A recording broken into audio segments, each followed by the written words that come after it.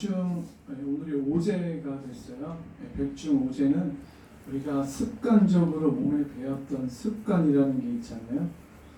우리가 뭐 눈, 귀, 코, 입, 혀 이런 거 많고 오감 말고도 이제 나도 모르게 몸에 배웠던 습관 때문에 누군가를 힘들게 할 수도 있다는 거죠.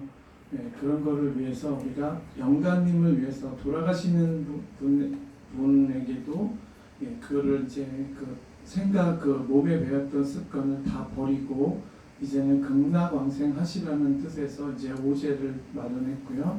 그럼 살아있는 사람도 이 기회에 내가 모르게 내 몸에 배웠던 습관이라는 게, 그러니까 습관은 이건 의식할 수가 없는 아주 찾아내기가 굉장히 어렵거든요. 그래서 절에서는 이렇게 바깥에 보면 풍경 소리라는 것도 있고, 그래서 항상 집중해서 생각하지 않으면 습관적으로 하는 행동들 있잖아요. 그건 정말 고치기가 어렵거든요. 그래서 그런 행동을 바로 잡자고, 그런 살아있는 사람한테는 그런 기회를 주는 거고요. 돌아가신 분한테도 그런 것들을 다 이제는 덜어버리시고 좋은 곳으로 극락왕생을 하시라는 뜻에서 백중 오제의 의미는 그런 건데요. 우리가 살면서 우리 지금 도량에도 이제 잔디가 이렇게 있잖아요. 우리가 삼라만상이라고 해서 자연은 우리가 부처님이 우리에게 일러주시는 법계다라고도 얘기를 하죠. 그럼 지금 이제 여름이에요. 우리가 사시사철이라는 게 있는데, 사시사철은 우리에게 다 지혜를 주는 거거든요. 그러면 여름이 우리 인간에게 뭘 알려주려고 하냐면, 자연을 이렇게 보니까 서로 막 잘하려고 막 엉켜 설켜 있잖아요. 꽃도 그렇고 막 서로 막 이렇게 엉켜 있다는 거예요. 그럼 그 엉켜 있다는 건 우리가 사람이 여름에 이렇게 보면은 사람과 소통할 수 있는 그런 지혜를 주기 위해서 여름이 만들어진 거예요. 여름에는 덥죠. 불쾌하잖아요. 짜증나잖아요. 그럼 그런 불쾌함, 짜증남을 나도 느껴보고, 내가 그 불쾌함, 짜증남이 있다면 상대도 불쾌하고 짜증난다라는 거죠.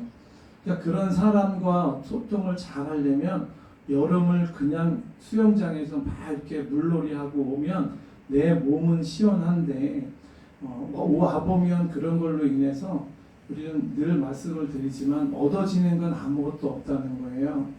그래서 우리가 공부를 통해서 이 분명히 봄에도 우리에게 주는 지혜가 있고요, 여름에도 주는 지혜가 있어요. 그래서 여름에 사람과 소통을 할 수 있는, 사람의 마음을 알 수 있는 건 여름밖에 없다는 거예요. 이 여름이 지나가면 또 여름에 겪어야 될 사람의 마음을 또 모르고 그냥 가을로 넘어가고요. 또 가을이 되면 가을이 우리에게 주는 지혜가 있다는 거예요. 이렇게 시간이 우리에게 주는 지혜가 있다는 거죠. 그래서 우리는 지금 절에 오는 이유가 행복을 찾기 위해서 오는 건데, 행복은 마음에서부터 왔다라고 하는 거죠. 그 마음이라는 게 우리가 보는 대상이 문제가 아니고 내 마음이 문제다라고 하는 거잖아요. 우주에는요, 흘러가지 않는 기운이 이렇게 있는데, 아마 다 경험해 보셨겠지만, 내가 저 연예인이 좋다라고 하는 순간 좋아진다라는 거예요. 그러니까 저 연예인은 별로야 하면서 채널을 돌리잖아요. 그럼 그 사람이 문제가 아니고 내 마음이 문제라는 거죠. 그러니까 내가 좋다라고 했을 때 좋아지는 거예요.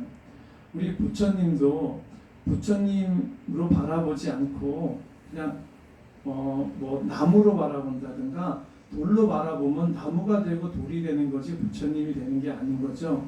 우리가 좋아하는 대상이 생기면, 어떤 좋아하는 연예인이 생겼다. 그리고 연예인에 대해서 막 알고 싶잖아요. 연예인은 어디서 태어났는지, 나이는 몇 살인지, 결혼을 했는지 안 했는지, 내가 좋아해지는 순간 거기에 대해서 깊은 관심을 갖게 돼 있다는 거예요. 그럼 우리가 부처님을 좋아해야 부처님이 어떻게 태어나셨고 어떤 생각을 가지고 계시고 우리에게 뭘 주시려고 하는지 궁금해할 거 아니에요. 그래서 우리가 처음에 부처님에 대해서 관심을 갖고 부처님에 대해서 알아가려고 하는 것이 이렇게 법회라는 거예요. 내가 관심을 갖지 않으면 그냥 한낱 불상에 지나지 않는 거예요. 관심을 갖는 순간부터 부처님이 되는 것이고요. 부처님이 내가 부처님이다라고 생각을 해야 거기에 대해서 또 많은 공부를 하게 되고 알려고 한다는 거예요. 어떤 분들이 또 이런 얘기를 한번 하시더라고요. 기도에 대해서 말씀을 하시는데 우리가 지금 여기가 이게 상이잖아요. 이게 경탁이라고 하는 상인데 어떻게 이쁜가요? 이쁘죠? 이 모양이 이쁘잖아요. 우리가 책상이라는 게 있고 집에 가보면 가구라는 게 있어요. 밥통도 있고 가전제품도 있고 그 가전제품이라는 게 원래는 그 모양이 생긴 게 아니고요. 이 책상도 깎아서 이쁘게 된 거잖아요. 우리가 사람이 완벽한 존재예요. 어디서 여기다가 뭐 덧붙인 게 아니고 원래 모양을 깎고 색칠하고 하니까 이뻐지는 거죠. 우리의 마음도 어디 가서 이렇게 얻는 것이 아니고 내 마음에 내 고집, 내 생각을 깎으면 부처님 같이 아름다워진다는 거예요. 그러니까 거기다 덧붙일 건 하나도 없다는 거예요. 원래 완벽하게 태어나서. 그러면 깎으면 이뻐지는데 그게 그러면 이 책상도 집에 있는 가구도 한 번 사서 평생 쓰지는 않잖아요. 실증이 난다는 거죠. 그럼 기도는 언제까지 해야 되느냐? 내가 가구를 하나, 핸드폰을 하나 사서 한 50년씩 쓸 수 있으면 기도 안 하면 돼요. 실증이 난다는 거예요. 그럼 실증이 나면 바꿔야 되잖아요. 그럼 그렇듯이 기도는요, 계속 새롭게 깎고 다듬어. 내 몸을, 내 정신을 계속 깎고 다듬어서 계속 새롭게 만들어야 된다는 거죠. 이게 우리가 불상을 바라보면서 그냥 부처님이라 생각하지 마시고 저 불상이 깎아서 이렇게 이쁘게 만들듯이 우리의 마음도 똑같다는 거예요. 우리의 마음도 계속 내가 사람과 이렇게 대화를 하기 위해서 내가 잘못한 거 사람과 소통하기 위해서 내 몸을, 내 생각을 이렇게 덜어내고 깎고 해서 아름답게 만드는 것이 우리가 부처님이 되는 길이다라는 것을 우리가 눈으로 보여주신 거죠. 부처님은. 우리가 잔디나 바깥에 있는 모든 잔디도 깎으니까 아름다운 거잖아요. 그게 어디서 덧붙인 거 아니잖아요. 이쪽에서 덧붙이고 저쪽에서 덧붙인 거 하나도 없고 그 자체로서 얼마만큼 내가 이쁘게 다듬느냐. 그러니까 내가 얼마만큼 열심히 공부하느냐지 어디서 뭔가가 얻어지는 건 아무것도 없다는 거예요. 내 자체가 그게 끝이에요. 더 이상 얻을 건 아무것도 없다. 그래서 절에서는 그렇게 얻기 위해서 스스로 갈고 닦는 법을 알려드리는 거예요. 절을 통해서, 기도를 통해서 내가 이쁘게, 그러니까 아이들은 이쁘게는 좋은 성적을 내고 좋은 곳에 취직하고 좋은 곳에 좋은 배우자를 만나서 살아가는 것이 이쁘게 살아가는 것이고요.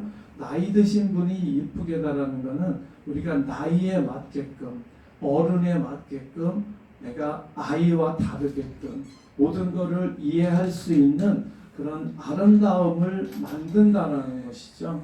그래서 이렇게 모든 사람은 다 버릴 것만 있는 거지 어디다 덧붙일 건 하나도 없다. 그러니까 자연을 보든 우리 집안의 물건을 살펴보든 이게 갈고 닦아서 이쁘게 색칠하고 했더니 아름답다고 하더라. 그러니까 사람의 마음도 내가 이렇게 지나가는 모든 일상의 생활이나 자연이 우리가 다 부처님께서 이렇게 일러주시는 법문과도 같은데 우리가 살면서 다른 거에 이렇게 집착하고 있어서 그런 걸 잘 못 본다라는 거예요. 그래서 절에 오셔서 또 이렇게 자녀분들이랑 이렇게 절에 한 번씩 이렇게 오셔가지고 절에서 이렇게 절을 하시면서 부처님을 이렇게 보시면서 원래 세상의 모든 거는 다 안 이쁘게 태어난 거예요. 나무 그 자체로도 이쁘긴 하지만 나무를 잘라서 벌목을 해서 껍데기 벗겨서 그 다음에 그걸 또 이렇게 목재소에 가서 조각해서 상으로 이쁘게 만들듯이 마음을 그렇게 갈고 다듬고 이쁘게 만들어야 된다는 거죠. 그러니까 부처님이 우리에게 주시는 말씀이 이런 거라는 거예요.